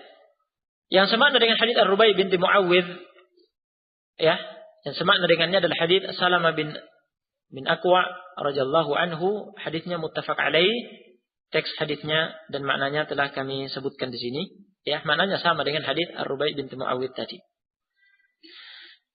Jadi berdasarkan dua hadis ini, yang benar adalah apa yang telah kita dengar. Saat itu juga wajib berniat berpuasa. Namun kami terangkan di sini ada silang pendapat di antara ulama, apakah mereka wajib mengganti puasa tersebut di luar Ramadan, wajib mengqadha di luar bulan Ramadan atau tidak. Ada yang berpendapat mereka wajib mengqadha di luar Ramadan. Ya, dengan alasan puasa yang mereka lakukan hari itu tidak sempurna, tidak utuh. Ya, karena tidak dimulai dengan niat semenjak malam harinya, sebelum terbit fajar. Tetapi yang terkuat menurut pendapat kami dalam masalah ini, pendapat yang mengatakan puasa mereka sah dan tidak wajib melakukan qadha puasa hari itu. Ya, puasa mereka pada sisa hari itu dianggap sempurna dan sah. Ya, dengan karunia Allah Subhanahu wa taala. Ya. Dalam hal ini terdapat athar dari Umar Ibn Abdul Aziz rahimahullah dan athar dari sejumlah salaf rahimahumullah jami'an yang menyatakan demikian hukumnya bagi mukallaf yang baru mengetahui masuknya Ramadan di siang hari. Ya, wajib berpuasa saat itu juga, puasanya sah dan tidak ada kewajiban mengqadha. Ya, itu dianggap cukup. Ya.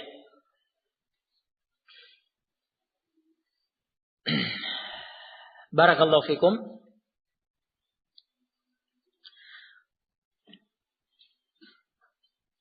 Masalah terakhir pada bab ini, masalah ketiga, hukum berpuasa bagi orang yang baru sembuh dari sakit, halaman 24. Hukum berpuasa bagi orang yang baru sembuh dari sakit, seorang musafir yang baru tiba di tempat tinggalnya, dan seorang yang haid atau nifas yang baru suci di siang hari Ramadan. Ya, apakah mereka berkewajiban untuk berpuasa ketika itu dan melakukan qadha puasa hari itu di luar Ramadan? Jadi dia sakit. Ya. Karena sakit dia tidak berpuasa. Dia musafir. Karena musafir dia tidak berpuasa. Ya, karena dia haid atau nifas, dia tidak berpuasa. Ya. Yang sakit ini tadi di siang harinya sembuh. Ya. Sembuh misalnya jam 1 siang. Ya, bagaimana dengan sisa harinya setelah sembuh ini? Karena dia sudah sembuh, tidak sakit lagi. Apakah wajib menahan atau tetap seperti hukum sebelumnya? Karena memang dia sudah tidak berpuasa dari awal. Ya, tetap boleh makan dan minum. Musafir ini tadi karena safar dia tidak berpuasa, tiba di tempat tinggalnya siang hari, tiba jam 2 misalnya, jam 2 siang. Dia sudah mukim, sudah di rumahnya. Apakah dia harus menahan karena sudah mukim atau tetap hukumnya seperti semula? Karena memang dari awal dia ya punya udzur untuk tidak berpuasa, setelah dia mukim tetap boleh baginya makan dan minum. wanita yang haid atau nifas ini tadi tidak berpuasa, ternyata suci di siang harinya. Setelah suci, bagaimana? Apakah dia harus menahan atau tetap boleh baginya makan dan minum? Karena dari awal dia sudah punya udzur. Ya. Ini diperselisihkan oleh ulama, ada dua pendapat. Telah kami nukil dalam buku ini, ya. Wallahu a'lam. Yang kami pilih dalam hal ini, wal ilmu indallah, adalah pendapat yang dipilih oleh Ibnu Utsaimin, Al-Utsaimin rahimahullah. Ya, yaitu pendapat yang pertama, tidak diwajibkan atas mereka berpuasa pada sisa hari itu dan diwajibkan melakukan qada puasa hari itu di luar Ramadan. Jadi setelah sembuh tetap boleh makan dan minum, tidak wajib menahan, tidak wajib berpuasa. Setelah mukim di siang harinya itu tetap boleh makan dan minum. Setelah suci dari haid atau nifas di siang harinya itu tetap boleh makan dan minum. Ya, tidak diharuskan berpuasa. Kewajibannya adalah mengqada.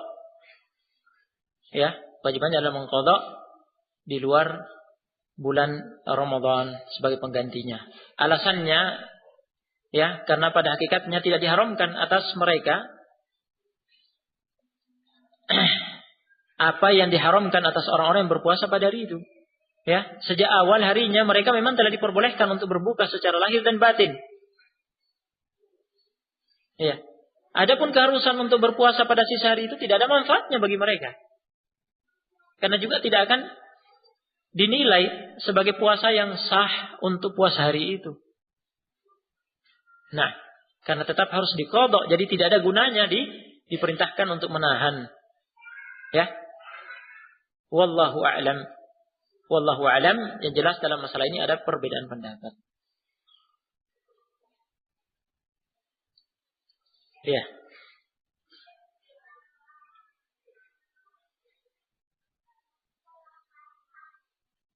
Bagaimana?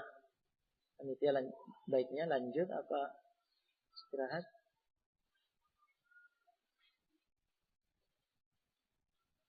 Ana tergantung. Ana mengikuti sampai 11:30. Baik. Barakallahu fikum. Bab ketiga, ketentuan memasuki Ramadan. Al-Imam As-Sa'di rahimahullah berkata, bi ru'yati hilalihi aw ikmali Sya'ban 30 yawman. Qala sallallahu alaihi wasallam, idza ra'aytumuhu fasumu wa idza ra'aytumuhu faftiru fa in ghumma 'alaikum faqduru. Bisa juga dibaca faqdiru, ada dua qiraah. Faqdiru lahu. Muttafaqun alaih. Wa fi lafdhin faqdiru lahu 30. Wa fi lafdhin fa akmilu 'iddata Sya'ban 30. Rawahu al-Bukhari. Wa yusamu bi ru'yati 'adlin li hilalihi wa la yuqbalu fi baqiyati asy-syuhuri illa 'adlan. Berpuasa Ramadan wajib dilaksanakan dengan berdasar pada salah satu dari dua hal. Yang pertama, adanya ru'yah hilal Ramadan, melihat tanda awal bulan Ramadan. Atau dengan penyempurnaan Sya'ban menjadi 30 hari. Rasulullah sallallahu alaihi wasallam telah bersabda, maknanya berpuasalah kalian ketika melihat hilal Ramadan dan berbukalah kalian mengakhir Ramadan ketika melihat hilal Syawal. Namun jika hilal tertutup, tidak jelas atas kalian, tentukanlah untuknya. Muttafaq alaih. Pada lafaz lain disebutkan, tentukanlah untuknya 30 hari. Pada lafaz lain lagi disebutkan, sempurnakanlah jumlah Sya'ban menjadi 30 hari. Riwayat Al-Bukhari. Ya. Keterangan rincian takhrij hadis-hadis ini bisa dilihat pada catatan kaki. Ya. Dan keterangan tentang makna faqdiru lahu yang artinya tentukanlah untuknya. Ya. Pada riwayat yang kedua dan ketiga terdapat penjelasan makna tentukanlah untuknya di sini, yakni jika hilal tidak terlihat karena tertutup oleh awan atau semisalnya, mendung, atau semisalnya. Kewajiban kaum muslimin adalah menentukan untuknya, maksudnya adalah menentukan untuknya 30 hari, digenapkan 30 hari, diterangkan pada riwayat yang kedua dan ketiga. Nah, pelaksanaan puasa Ramadan bisa dengan dasar persaksian ru'yah hilal dari seorang yang adil. Makna adil akan diterangkan nanti adalah istiqomah, orang yang istiqomah, ya, yang terbebas dari sebab-sebab kefasikan. Sedangkan untuk bulan-bulan lainnya tidak diterima persaksian ru'yah hilalnya selain dari 2 orang yang adil. Nah, pembahasan pertama,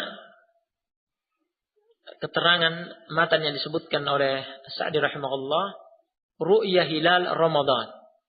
Ru'yah hilal Ramadan. Yang dimaksud dengan hilal adalah rembulan di fase awal yang menandai masuknya bulan Ramadan atau bulan lainnya. Itu yang dimaksud dengan hilal. Rembulan di fase awal yang menandai masuknya bulan Ramadan atau bulan lainnya. Ya, jika hilal itu muncul, terlihat, berarti sudah awal bulan. Ya.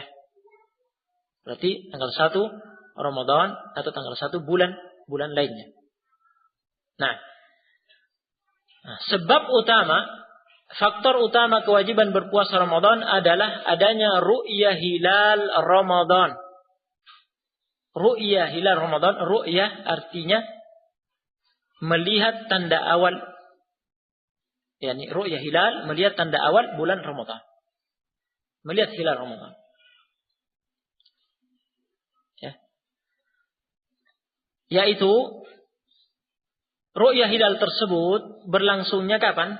Berlangsungnya di petang hari. Setelah berakhirnya hari ke-29 Sya'ban. Petang hari setelah berakhirnya hari ke-29 Sya'ban. Sekarang tanggal berapa Sya'ban? Sekarang.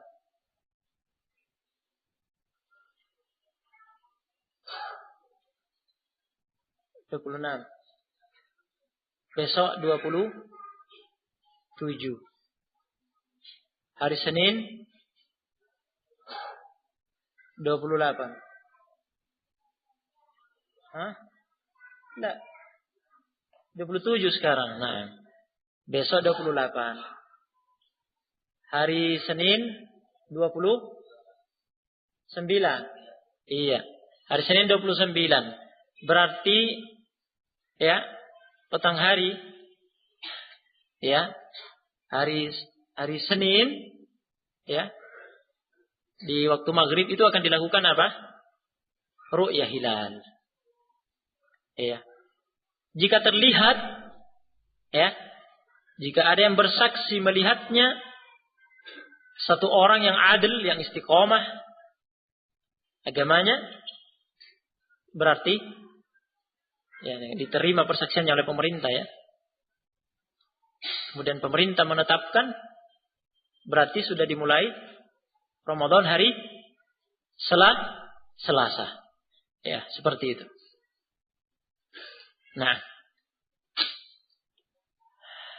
ini kewajiban kaum muslimin. Pemerintah bersama kaum muslimin. Ya. Bagaimana dengan hisab?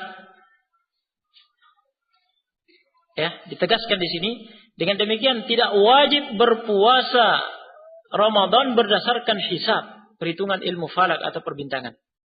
Meskipun para ahli, pakar ilmu falak, ilmu perbintangan menentukan masuknya Ramadan dengan perhitungan mereka, yang menurut mereka ini perhitungan yang jitu, perhitungan yang tepat, ya, tetap tidak bisa dijadikan patokan jika hilal Ramadan tidak terlihat. Ya, meskipun menurut perhitungan ilmu hisab hari Selasa sudah tanggal 1 Ramadan, tetapi ternyata tidak ada yang menyaksikan hilal Ramadan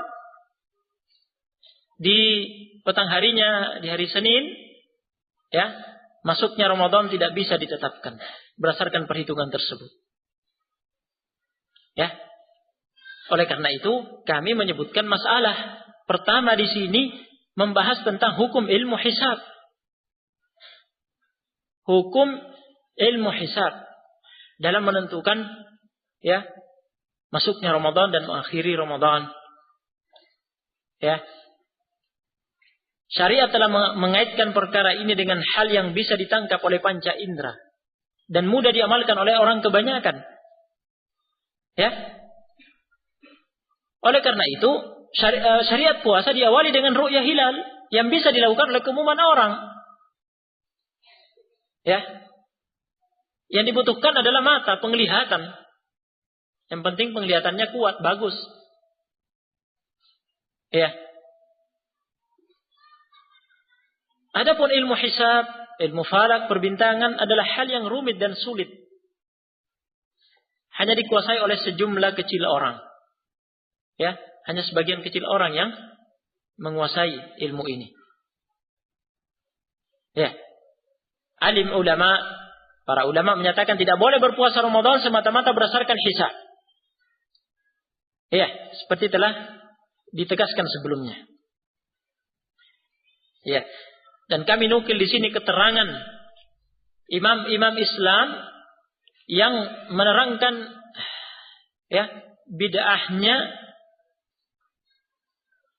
ya penetapan masuknya Ramadan dan mengakhiri Ramadan berdasarkan ilmu hisab.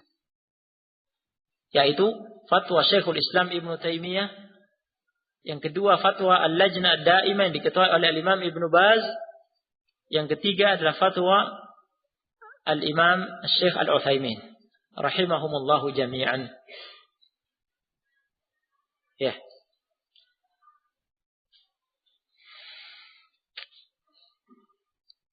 Keterangan selengkapnya ya bisa disimak dalam buku ini. Ya, barakallahu fikum. Ya. Kesimpulannya diterangkan oleh mereka bahwa penetapan masuknya Ramadan, mengakhiri Ramadan, yakni masuknya Idul Fitri ya dengan ru'yah hilal, ini seakan-akan merupakan ijma', kesepakatan ulama. Ya.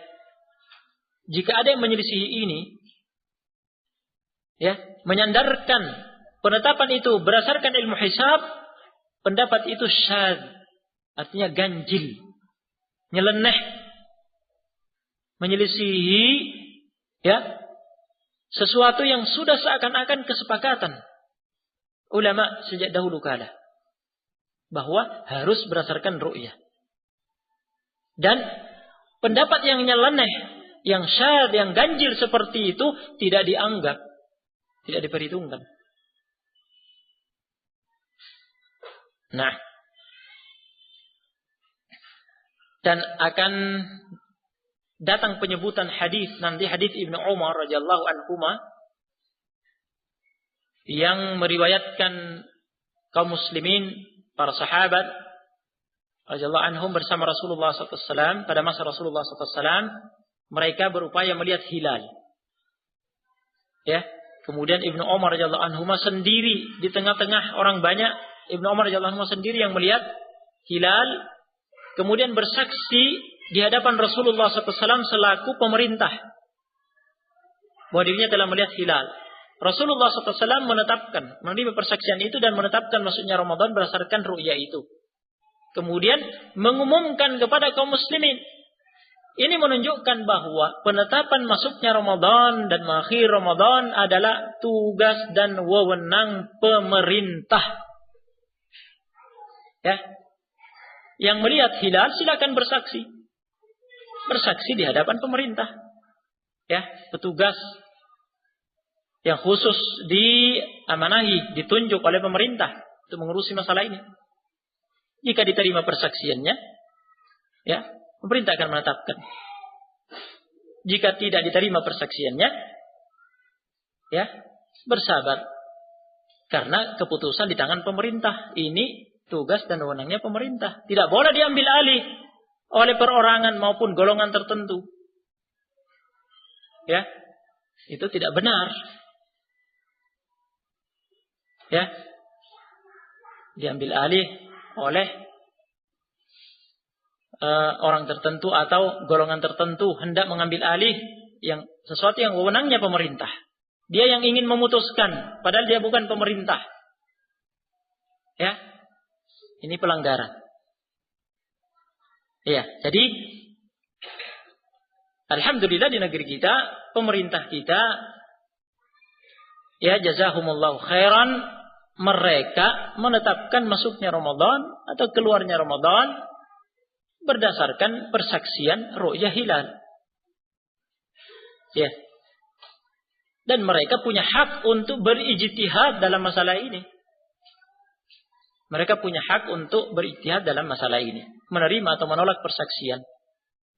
Nah, yang jelas tanggung jawabnya kembali kepada mereka. Kewajiban kita sebagai kaum muslimin, sebagai rakyat adalah mengikuti keputusan pemerintah. Ya, berpuasa, mengawali dan mengakhiri bersama dengan pemerintah kita. Barakallahu fikum. Masalah kedua yang kami sebutkan di sini halaman 30, penggunaan teropong ketika ru'yah hilal. Ya. Ru'yah hilal boleh dilakukan dengan mata telanjang dan dengan teropong, teleskop boleh. Ya, bisa dengan mata telanjang bagi yang tidak punya alat, bisa juga dengan bantuan teropong. Dalilnya adalah keumuman makna hadis-hadis sebelumnya, itu hadis Ibnu Umar, ya, yang telah disebutkan pada matan. Idza ra'aitumuhu fasumu wa idza ra'aitumuhu faftiru. Ya, kalian melihat hilal Ramadan, berpuasalah. Jika kalian melihat hilal Syawal, berbukalah mengakhiri Ramadan. Ya, melihat, makna melihat di sini umum, mencakup melihat dengan mata telanjang maupun melihat dengan bantuan teleskop. Iya, ini telah difatwakan oleh Ibnu Utsaimin dan Al-Lajnah Daimah dikatakan oleh Ibnu Baz. Masalah ketiga, ru'yah hilal yang diperhitungkan dan lama berlangsungnya. Ru'yah hilal yang diperhitungkan adalah yang berlangsung, ru'yah hilal yang berlangsung setelah terbenamnya matahari, yaitu permulaan malam. Sebab malam hari adalah waktu untuk rembulan. Jika hilal rembulan di fase pertama memang bisa terlihat setelah matahari terbenam, hukum bisa ditetapkan. Adapun hilal yang terlihat di siang hari tidak diperhitungkan, sebab siang hari bukan waktu untuk rembulan, melainkan waktu untuk matahari. Terkadang, ya, terkadang terlihat di siang hari, ya. Dan anak pribadi pernah melihatnya. Nah, di sekian tahun yang silam di siang hari terlihat. Nah, jika hilal rembulan terlihat di siang hari, apakah itu dianggap ru'yah hilal yang diperhitungkan? Jawabannya tidak. Terlihatnya hilal di siang hari tidak menunjukkan bahwa itu, ya, hilal malam sebelumnya, tidak pula menunjukkan bahwa itu hilal malam setelahnya. Yang diperhitungkan kalau dilihat setelah terbenam matahari.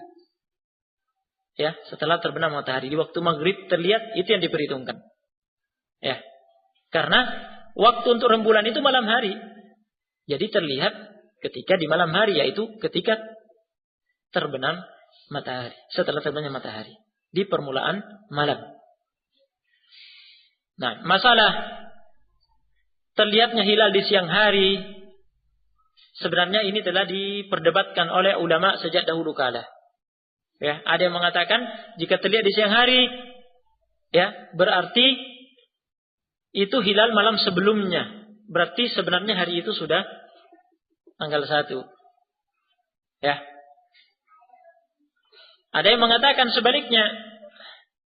Ya, jika terlihat di siang hari itu berarti hilal untuk malam berikutnya.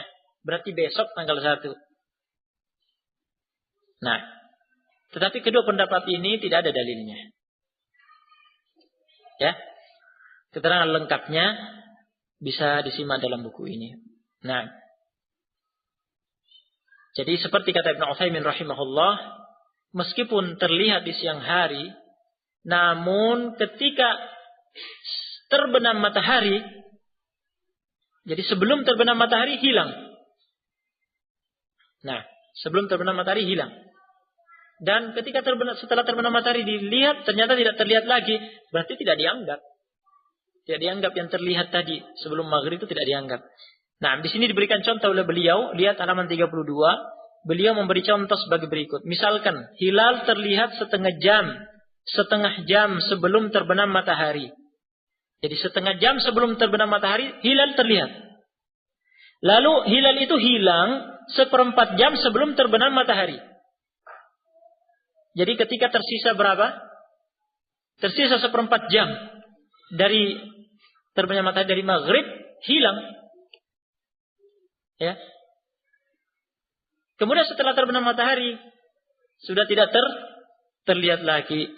Ya, berarti hilal itu sama sekali bukan hilal untuk malam nanti. Sebab hilal itu telah hilang sebelum terbenam matahari. Ya, karena diperhitungkan adalah ketika terlihat setelah terbenam matahari yang merupakan permulaan malam. Ya, adapun mengenai lama waktu terlihatnya hilal, ya, hal itu tidak diperhitungkan dalam hal menilai sahnya ru'yah. Tidak ada dalil-dalil sahih yang membatasi. Jadi intinya jika hilal terlihat tanpa ada batasan waktu, meskipun hanya sekejap, hanya sebentar, terlihat, ada yang melihatnya, ya, itu sudah cukup. Ya, ini difatwakan oleh Al-Lajnah Daimah yang diketuai oleh Ibnu Baz dan disepakati oleh Hay'ah Kibaril Ulama, Dewan Ulama Besar Kerajaan Arab Saudi. Ya, kita selesai dari pembahasan ru'yah hilal. Ya, tersisa pembahasan penyempurnaan Sya'ban 30 hari dan ya, berita ru'yah hilal dari orang yang adil dan pembahasan-pembahasan berikutnya. Ya. Yang penting kita ketahui yang disebutkan pada syarah bab ini, insyaallah kita lanjutkan pada pertemuan berikutnya. Nah, biidznillah taala. Barakallahu fikum.